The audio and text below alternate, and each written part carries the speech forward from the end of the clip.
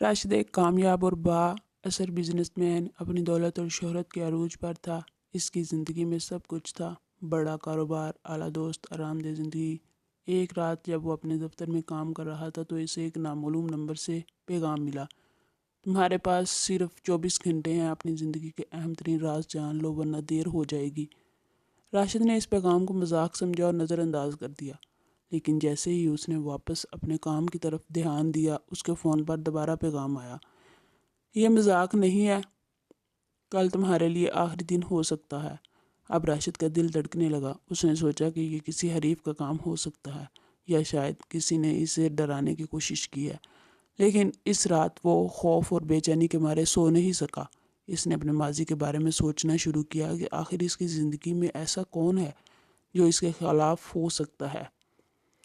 اگلی صبح راشد نے فیصلہ کیا کہ وہ اپنی زندگی کے ہر اس شخص سے ملے گا جس سے اس نے کسی نہ کسی طرح نقصان پہنچایا تھا۔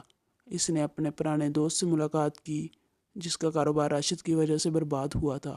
اس نے اپنے ایک ملازم سے بھی بات کی جسے اس نے دھوکہ دیا تھا۔ اس نے اپنے کچھ رشتہ داروں سے بھی معافی مانگی جن کے حقوق اس نے اپنے مفاد میں نظر انداز کیے تھے۔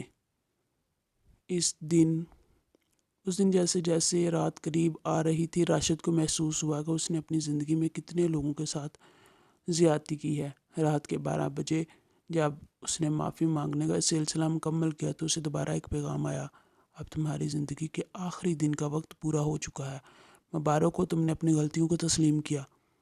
یہ موت کا نہیں بلکہ نئی زندگی کا آغاز ہے۔